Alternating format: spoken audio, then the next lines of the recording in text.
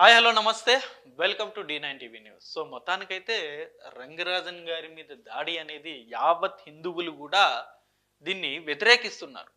ఎవ్వరు కూడా దీన్ని సపోర్ట్ చేయట్లేదు.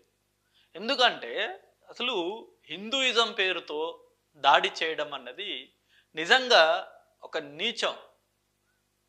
ఎందుకంటే అసలు అలా చేయకూడదు. ఇప్పుడు ఎవరైనా సరే భారతదేశంలో ఉన్న ఏ హిందువు అయినా సరే ప్రతి ఒక్క అంశాన్ని హిందువులకు సంబంధించిన ప్రతి ఒక్క అంశాన్ని వాళ్ళు చాలా ఇష్టంగానే వాళ్ళు చేస్తూ ఉంటారు. ప్రతి ఒక్క అంశం ఏ అంశమైనా సరే. ఇప్పుడు చిలుకూరు బాలాజీ గారి రంగరాజన్ గారి విషయం మనం చూసుకున్నట్టయితే ఆయన ఇప్పుడు కాదు, సీనియర్ మోస్ట్ అర్చకులు ఆయన చిలుకూరు బాలాజీ టెంపుల్లో ఎన్నో ఏండ్లుగా ప్రతి ఒక్క హిందువు బాగుండాలి అని చెప్పేసి కోరుకున్న వ్యక్తి ఆయన.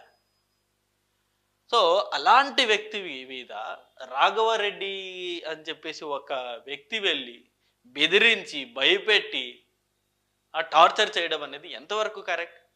ఇప్పుడు రాఘవరెడ్డి గారు వెళ్తున్న దారి కరెక్టే. ఇప్పుడు రామరాజ్యం రావాలి, 2024 కంతా భారతదేశం మొత్తం రామరాజ్యం రావాలి అని చెప్పేసి రాఘవరెడ్డి గారి స్టేట్మెంటు, ఆలోచన అది కరెక్టే. రామరాజ్యం రావాలి, ప్రతి ఒక్కరు ఇదే కోరుకుంటారు హిందువులు.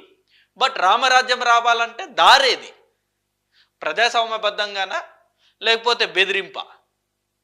ఏది దారి? బెదిరింపు అయితే దారి కాదు కదా. ప్రజాస్వామ్యబద్ధంగానే రామరాజ్యం అనేది రావాలి. బెదిరించో భయపెట్టో రామరాజ్యం తీసుకురాలేరు. అసలు రామరాజ్యంలో బెదిరింపులకి భయపెట్టడానికి అసలు స్థానం ఎక్కడిది చెప్పండి మీరే. రామరాజ్యం అంటేనే శాంతియుతంగా జరగాల్సిన పరిపాలనది.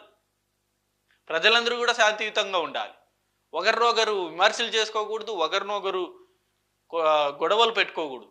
ఇలాంటి రామరాజ్యంలో కావాలనుకుంటున్న ఏదైతే రాఘవరెడ్డి గారు కావాలనుకుంటున్న రామరాజ్యం, ఆయన కోరుకుంటున్న రామరాజ్యంలో ఇలాంటి దాడులనే ఉంటాయా? ఒకసారి రాఘవరెడ్డి గారు మీరే ఆలోచించండి. ఎందుకంటే దీన్ని ఎవ్వరు కూడా హర్షించట్లే. ఇప్పుడు కింది స్థాయి నాయకుల దగ్గర నుండి పై స్థాయి కేంద్ర మంత్రుల వరకు కూడా అందరూ రాఘవరెడ్డి గారిని విమర్శలు చేస్తున్నారు. బండి సంజయ్ గారు కూడా దీని మీద చాలా ఫైర్ అయ్యారు. అరే బండి సంజయ్ గారు కూడా హిందువే కదా. ఒక హిందూ అయి ఉండి ఇంకో హిందువుని ఎప్పుడన్నా ఆయన ఇబ్బంది పెట్టిన ఘటనలు ఎక్కడైనా చూశారా ఆయన జీవితంలో? ఎదగడానికో లేకపోతే పాపులారిటీ అవ్వడానికో. వేరే మతం మీద కొంచెం హార్ష్ కామెంట్స్ అనేది చూసాం, కానీ ఒకే మతానికి సంబంధించిన వ్యక్తుల మీద